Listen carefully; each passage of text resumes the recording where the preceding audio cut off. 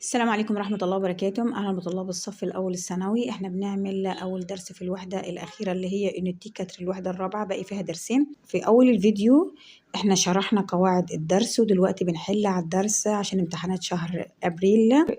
إيميل إلكتروني. طبعا هنا دو يعني من، إلى، مارتن بيكلم ستيفن، أوبجي ديسكريبسيون يعني الوصفة.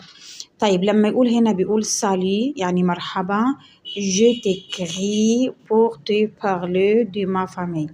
je t'écris يعني أنا بكتب لك. التو أبصرف هنا مارتن بيكتب لستيفن، تبقى تي عايدة على ستيفن.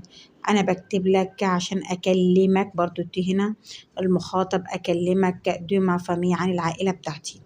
مون بير بابايا سابيل مارك، بابايا اسمه مارك، إلي غران كبير، إيبر ديناميك يعني حركي يعني نشيط. إليم لو سبور بيحب الرياضة، سيرتو لو باسكت خاصة الباسكت. مامير مامتي صوفي روس. كلمة روس دي صفة فيزيك، صفة جسدية لجسم الإنسان، إن هي يعني اللي هو الأصهب أو الشعر الأحمر. طبعا المذكر بتاعها رو، تمام. هنا الفيمينا بتاعها دي روس. هي les yeux verts عندها عينين خضراء. أليم لا ميوزيك بتحب الموسيقى. جي ان فغير وأنا عندي أخ كمان، إلسابيل جان اسمه جان. إلى 10 يعني عنده 10 سنوات. إلي جرو يعني هو تخين. طب هنا غوس وجرو دي كلها والعينين الخضراء كلها صفات هنا فيزيك، عشان ما بجيبها في المواقف فيزيكية، يعني بتوصف جسم الإنسان. أما الكاركتر الشخصية بتختلف، يعني يقول لي مثلا هو تيميد، خجول، منظم، مرتب. إليم هو بيكون منجي، بيحب ياكل كتير، يبقى هو جينا في صفة هنا كاركتر.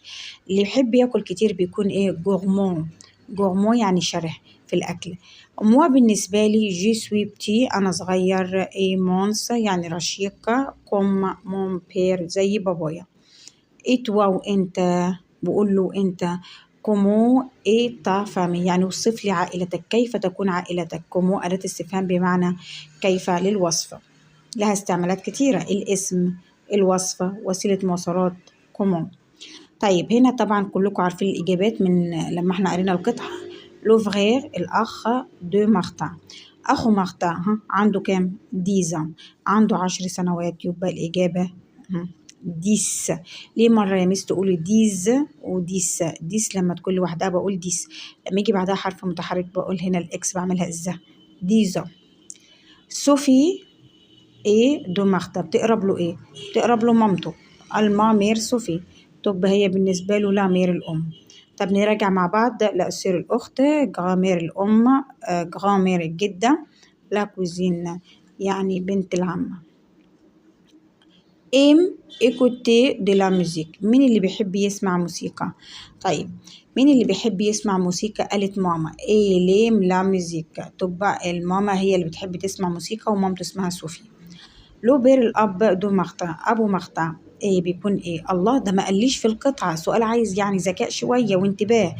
أما اللي هو قال هنا قال لي أنا بكون مونس يعني رشيق وبتي. هنا مونس رشيق، الكم منبر باباي زي باباي، معنى كده ان بابا مونس، تبقى هنا بابا هتبقى الصفة بتاعته مونس. بناخد القطعة التانية.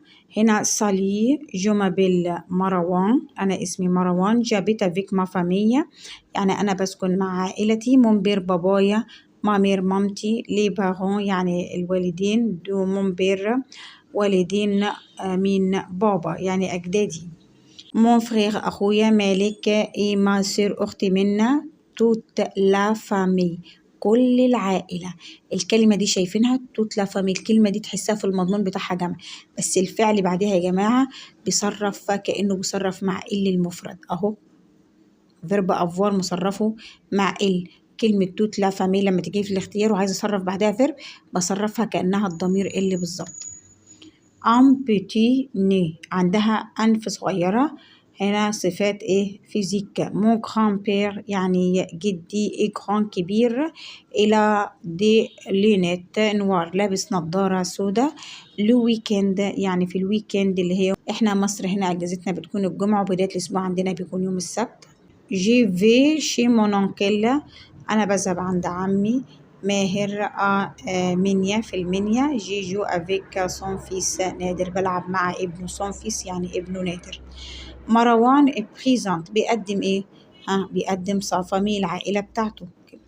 الويكند في الويك اند. الويك اند بقى هنا احنا مصريين في المنيا، الويك اند الاجازه بتاعتنا بتكون يوم فوندردي الجمعه. مروان ايش بيروح عند مين؟ هو قال في الويك اند بروح عند عمي في المنيا بلعب مع ابن عمي. طب بيروح عند سونونكل عمه. هنا مسيو ماهر ايه دي نادر. ده بالنسبه لنادر ابنه. طبعا مسيو عمه ماهر عنده ابن اسمه نادر. طب ده بيكون أبو نادر لوبير. لوبير أبو نادر. منا عندها إيه؟ السؤال ده ذكي وجميل جدا. منا اللي هي أخته عندها إيه؟ عندها أخين اللي هو مروان ومالك. عندها دو فغير، عندها أخين. اخترنا الإجابة دي ليه؟ خلي بالك أول حاجة دو ريبونز يعني إجابتين، دي مبدئيا في سؤال المواقف. تي دوموند أنت بتطلب أتون فغير من أخوك دو ديك غير صونامي يوصف كلمة السر أهو. يوصف كلمة ديك غير بيوصف صديقه. كيسك إل دي هو لما يوصف صديقه هيقول إيه؟ هيقول إليه بلون إي ميوزيكلي. هنا كلمة ميوزيكلي يعني عنده عضلات، كلمة بلون أشقر زي الأجانب كده. سيزيو عينيه سون في يعني خضرة. طب دول الإجابة المظبوطة هم في عملية الوصف. ما قالش العمر بتاعه قد إيه، ما قالش اسمه إيه، ما قالش هو بيكون في نادي إيه. طون امي صديقك تو دوموند بيطلب منك دو ديكرير. يبقى احنا بنتكلم في الدرس ده عن وصف الفيزيك لجسم الانسان. تبقى خلي بالك من كلمه ديكرير يوصف، كلمه دوموند يطلب. طون كرامبير انت بتوصف جدك. كيسك ال دي من التركية دي مش انت اللي بتقول، صديقك بيطلب منك انت توصف جدك. هيقول لك ايه؟ هيقول لي وصف جدك او ما هي صفات جدك. تمام معايا في الموقف ده مهم جدا. وطبعا هنا ايه هنركز فيه مع بعض لان اللي حله غلط فيه. تعالى شوف انت اذكى منه ولا لا. لما يقول لي كومو وكومو يا ميس كلمه كومو بستعملها في وصف، بقول لك بنستعملها في الوصف بس لها استعمالات تانية وهتنخدع. بستعملها في الاسم كومونتابيلتي، ما الاسم مرفوضه طبعا هنا. طيب بستعملها في وسائل المواصلات، كيف تذهب الى مكان؟ كومو فاتيا لكل. كيف تذهب الى المدرسه؟ يبقى إيه؟ لا ما تنفعش. كومو فا تون غامبير كيف يذهب جدك؟ لا انا ما طلبتش كده، انا عايزه اوصفه. اوصفه يعني صفاته الفيزيكيه الجسمانيه. هقول له كومو ايه تون غامبير كيف يكون جدك. يبقى فيرب اتر فرق معايا. فيرب اتر هنا يكون، يوصفهولي بيكون شكله ازاي. اما هنا فا يذهب، لا انا مش طلبت منك وسيله مواصلات. هنا الإجابة التانية كيلي لو كاركتير فيزيك دي تون غامبير. قول لي هي صفات الفيزيائية بتاعت جسم جدك. طويل، لابس نظارة، جرو تخين، منص رشيق. تبقى الإجابة المظبوطة هنا سي والإيه. طيب لو ميدسا طبيب تو دوموند بيطلب منك لو ليو مكان دي لا دولير. كيسكي ال دي كلمة دولير ألم أو وجع. يبقى دي كلمة السر، لو أنا معرفتهاش مش عارفة أجاوب. كلمة اللي يعني مكان، مكان الوجع. إيه مين اللي هيقول؟ الطبيب. هيقول لي بتشتكي من إيه؟ أنت فين اللي بيوجعك؟ هيقول لي كلا جاتي عمرك قد إيه؟ مرفوضة. كومو سافاك زيك أخبارك إيه؟ مرفوضة. طب نشوف هنا بقول لك تيا ملقو أين أنت تجد الوجع. تبقى كلمة اللي مكان أو يعني أين. هيقول لي كسكتيا كيف أنت تكون؟ إيه وضعك؟ إيه وضعك؟ أنت تعبان؟ أما أقول لك أو فاتي أين أنت تذهب؟ لا طبعا. لما يقول لك نو مال أو بي يعني إحنا عندنا وجع في الأقدام القدم. الوجع والألم بستعمل فيرب أفوار، كلهم مصرفين مع النو يا ميسا. هو بيلخبطني. فيرب ألي لا مرفوض. فيرب سوم إتري لا مرفوض. بريفيري يفضل. نو زافو على طول لأن إحنا بنقول إيه جي مال أنا لدي ألم أو وجع. يبقى هنا فيرب إيه أفوار هو اللي بسأل فيه عن الألم والوجع. تعمل فيرب افوارها أين. يبقى كلمة أو الوجع فين، مكان الوجع في جسمك فين. لا سير الأخت دي مارك إيه، أخت مارك. الله، مارك هنا ولد، محدش يقول لي مارك هاخد له صفة مذكرة، لا أنا عايزة أخته، بوصف أخته، هي دي المطلوبة.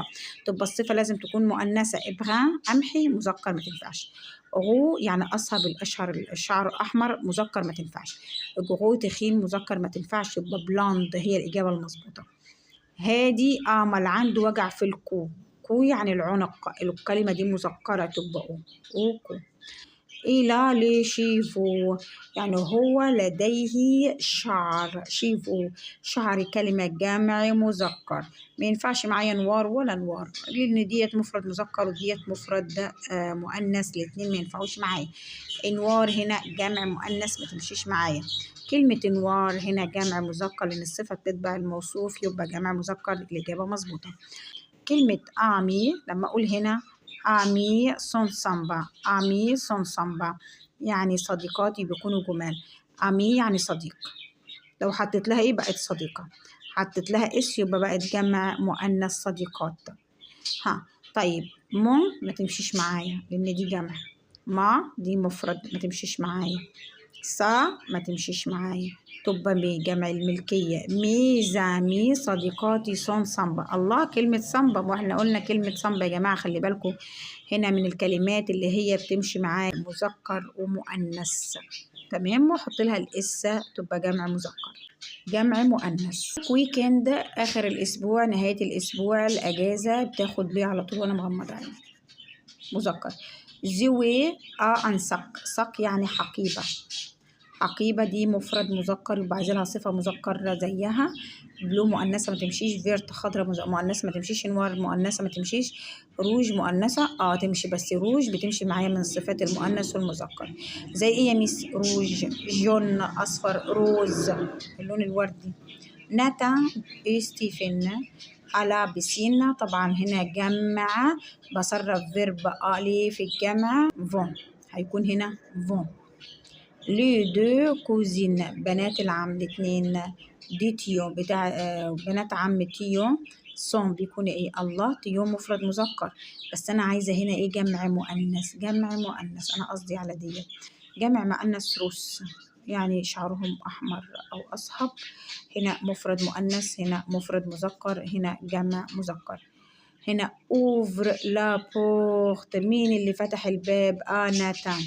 طبعا هنا محتاجة شخص عاقل، لما يكون عندي الفيرب وما عنديش فعل بستعمل كي، يعني من اللي فتح. ترتيب جملتين انا كتبتهم عشان وقت الفيديو.